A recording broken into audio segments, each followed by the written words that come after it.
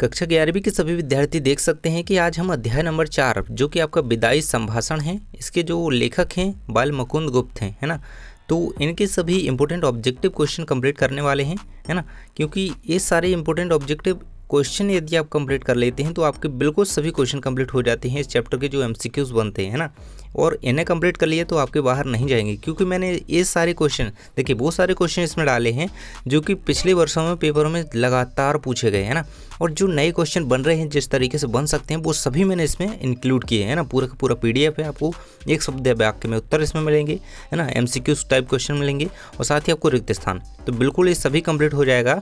और किस तरीके से क्वेश्चन को करना है मैं आपको बताऊंगा, वीडियो में बने रहेगा। पहला क्वेश्चन आपको दिया गया है, विदाई संभाषण किस विधा की रचना है। देखिए हर एक चैप्टर का बिल्कुल याद कर लेना, जैसे आपका आपू के साथ 2.5 साल है, विदाई संभाषण है, नमक का दारोगा है, तो कौन सी विधा में लिखा गया है, बिल्कुल सभी चैप्टर्स का याद होना चाहिए। और किस रचयिता ने उसे लिखा है, किस लेखक ने लिखा है, जरूर से याद कर लेना। 3 से लेकर के 4 नंबर आपके पेपर में इससे कंप्लीट होते हैं, क्योंकि व्याख्या में हो गया, सही जोड़ी में आ जाता है और इस तरीके से भी पूछ लिया जाता है। तो बिल्कुल से याद कर लेना सभी को, है ना। तो इसका आंसर क्या रहेगा आपका, निबंध, है ना। तो विदाई संभाषण क्या है, एक निबंध। इसके जो रचयिता हैं बाल मुकुंद गुप्त हैं, याद रखिएगा।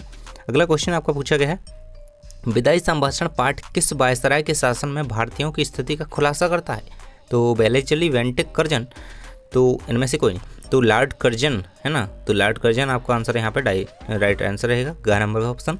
अगला क्वेश्चन आपको दिया गया है यहाँ पे, विदाई के समय बैर भाव छूटकर किस रस का आविर्भाव जो है आविर्भाव यहाँ पे है होता है। तो अद्भुत रस का, श्रृंगार, शांत या करुण रस। तो शांत रस यहाँ पे आपका आंसर रहेगा, है ना ये। अगला क्वेश्चन आपको दिया गया है, विदाई संभाषण में वायसराय कर्जन को, है ना, लॉर्ड कर्जन को किससे अधिक दमनकारी कहा गया है। जार से, केसर से, नादिर शाह से, इन सभी से। तो नादिर शाह इन सभी से, है ना। ये जो थे बहुत ही क्रूर शासक रहे हैं, है ना। जार से, है ना, जार ये रूस के शासक रहे हैं, बहुत ही क्रूर शासक रहे हैं। नादिर शाह केसर हो गए, है ना। तो इन सभी से जो है, इन सभी से भी दमनकारी यहाँ पे किसको, कर्जन को कहा गया है। तो याद रखिएगा। इसके बाद आपका अगला क्वेश्चन दिया गया है, 8 करोड़ प्रजा के गिड़गिड़ाकर विच्छेद न करने की प्रार्थना पर आपने जरा भी ध्यान नहीं दिया। यहाँ किस ऐतिहासिक घटना की ओर संकेत किया गया है। भारत पाकिस्तान विभाजन, बंगाल विभाजन, बिहार झारखंड विभाजन, आंध्र प्रदेश विभाजन।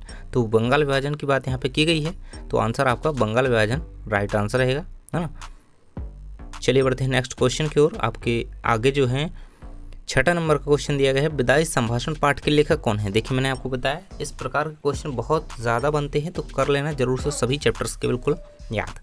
बाल मुकुंद गुप्त शुरू में ही बता चुका हूँ।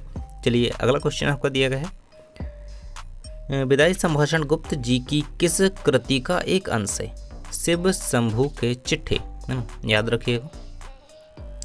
अगला क्वेश्चन आपका दिया गया है, दुर्बल गाय बलशाली गाय के चले जाने से प्रसन्न नहीं हुई। इस कथन में दुर्बल गाय से क्या आशय है।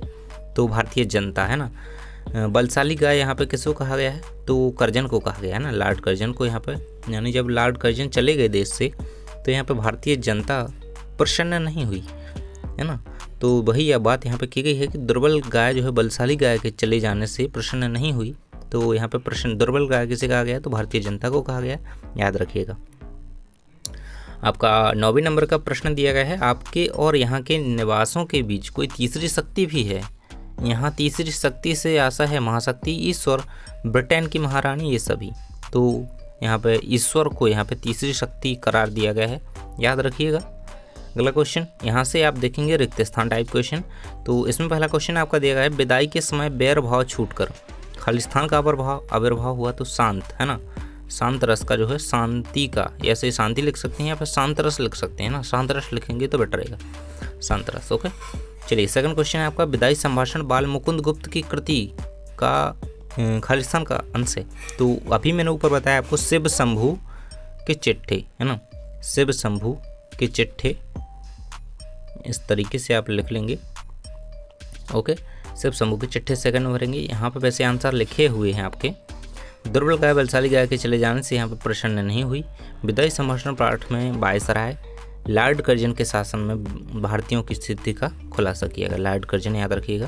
तो लॉर्ड कर्जन खालिस्तान की स्वतंत्रता तक पर प्रतिबंध लगा दिया, तो लॉर्ड कर्जन ने जो प्रेस की स्वतंत्रता पर भी जो है प्रतिबंध लगा दिया था। आगे यहाँ पे सही जोड़ियाँ देखेंगे, बिल्कुल सही आंसर सामने लिखे हुए हैं। विदाई संभाषण बालमुकुंद गुप्त की रचना है। लॉर्ड कर्जन जो है वायसराय थे भारत के। कैसर ये जर्मन तानाशाह थे भाई, ऊपर मैंने बताया आपको। ये रूस के तानाशाह थे, जार है ना, जार सेना आपने सुनी होगी, जार सेना का नाम है ना। तो वो रूस की बहुत ही खतरनाक सेना है। रूस के तानाशाह जो हैं जार थे, उनके नाम से चलती। यहाँ पे नादिर शाह ईरान के तानाशाह थे। तो इस प्रकार इनसे भी यहाँ पे दमनकारी किसे कहा गया? कर्जन को। इनसे भी ज़्यादा खतरनाक किसे कहा गया है ना, इनसे भी ज़्यादा खतरनाक किसे कहा गया? कर्जन को। तो ये यहाँ पे रहेगा। चलिए एक शब्द या वाक्य में उत्तरों की ओर बढ़ते हैं। यहाँ पे पहला क्वेश्चन आपका दिया गया है, लॉर्ड कर्जन कितनी बार भारत के वायसराय रहे? 2 बार है ना। तो 1899 से 1904 तक और 1904 से 1905 तक है ना। सेकंड बार इनका शासन ज़्यादा नहीं चला। विदाई संभाषण बालमुकुंद गुप्त की किस व्यंग्य कृति का एक अंश है? तो शिव शंभू के चिट्ठे है ना। याद रखिएगा, बहुत ही इंपॉर्टेंट है, बहुत बार पूछा गया है। थर्ड नंबर का क्वेश्चन आपका दिया गया है, विदाई संभाषण किसकी विदाई के संदर्भ में लिखा गया व्यंग्यात्मक निबंध है? तो लॉर्ड कर्जन की विदाई में लिखा गया निबंध है एक, है ना, निबंध है, याद रखिएगा।